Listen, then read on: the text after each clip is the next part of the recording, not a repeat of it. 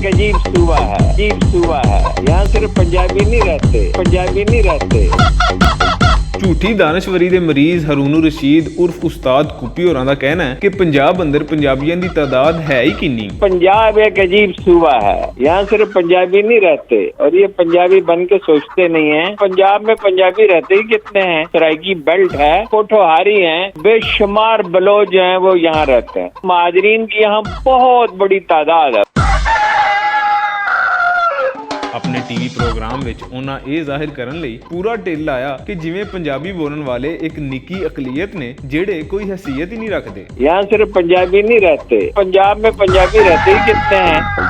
ਉਸਤਾਦ ਕੁੱਪੀ ਹੋਰਾਂ ਦੀ ਇਹ ਪਹਿਲੀ ਚਵਲ ਨਹੀਂ ਜਿਨੇ ਉਹਨਾਂ ਦੀ ਝੂਠੀ ਦਾਨਸ਼ਵਰੀ ਦਾ ਪੋਲ ਖੋਲਿਆ ਹੋਵੇ। ਇਸ ਤੋਂ ਪਹਿਲਾਂ ਵੀ ਉਹ ਇੰਜ ਦੀਆਂ ਕਈ ਹਰਕਤਾਂ ਕਰ ਚੁੱਕੇ ਨੇ ਜਿਨ੍ਹਾਂ ਪਾਰੋਂ ਉਹਨਾਂ ਦੀ ਫਿਟੇ ਮੂੰਹ ਹੁੰਦੀ ਰਹੀ। वो करोगे ना? कोई तमीज सीखो गधे के बच्चे। क्या कह दिया आपने मुझे? मैंने कहा गधे के बच्चे, थोड़ी सी तमीज सीखो।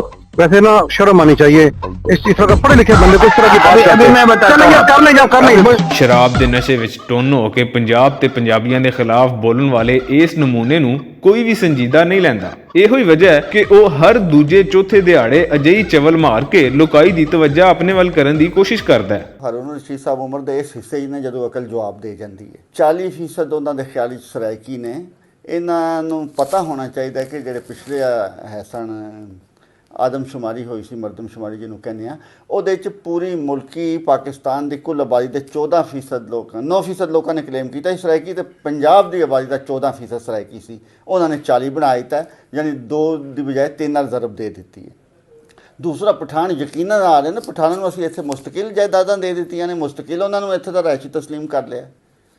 ਹਰੂਨ ਰਸ਼ੀਦ ਸਾਹਿਬ ਉਹ ਬੰਦੇ ਨੇ ਜਿਨ੍ਹਾਂ ਦੀ ਤਹਿਰੀਰ ਮੈਂ ਨਾਰਮਲੀ ਨਹੀਂ ਪੜ੍ਹਨੀ ਗਵਾਰਾ ਕਰਦਾ, ਸਿਰਫ ਇਸ ਲਈ ਪੜ੍ਹਨਾ ਵਾ ਕਿ ਇਹਦੇ 'ਚ ਕੋਈ ਨਵੀਂ ਬੋਂਗੀ ਪੰਜਾਬ ਬਾਰੇ ਵੱਜੀ ਹੋਵੇ ਤਾਂ ਮੈਂ ਉਹਦਾ ਜਵਾਬ ਦੇ ਸਕਾਂ, ਅਤੇ ਉਹ ਅਕਸਰ ਮਾਰਦੇ ਰਹਿੰਦੇ ਨੇ। ਉਹ ਬੰਦੇ ਨੇ ਜਿਹੜੇ ਬੈਕ ਵਕਤ ਸ਼ੈਤਾਨ ਨੂੰ ਵੀ ਖੁਸ਼ ਰੱਖਦੇ ਨੇ ਅਤੇ ਅੱਲਾ ਮੀਆਂ ਨਾਲ ਵੀ ਨਮਾਜ਼ਾਂ ਵੀ ਪੜ੍ਹਦੇ ਨੇ, ਸ਼ਰਾਬ ਨੋਸ਼ੀ ਵੀ ਫਰਮਾ ਲੈਂਦੇ ਨੇ। ਪੰਜਾਬ ਨਾਲ ਬੁਗਜ਼ ਰੱਖਣ ਵਾਲਾ ਉਸਤਾਦ ਕੁੱਪੀ ਹੋਵੇ ਜਾਂ ਇੰਜ ਦਾ ਕੋਈ ਹੋਰ ਗੰਜਾ ਕੁੱਕੜ, ਪੰਜਾਬੀ ਅਜਿਹੇ ਨਮੂਨਿਆਂ ਦੀ ਕੱਪੜ ਝਾੜ ਕਰਨੀ ਚੰਗੀ ਤਰ੍ਹਾਂ ਜਾਣਦੇ ਨੇ।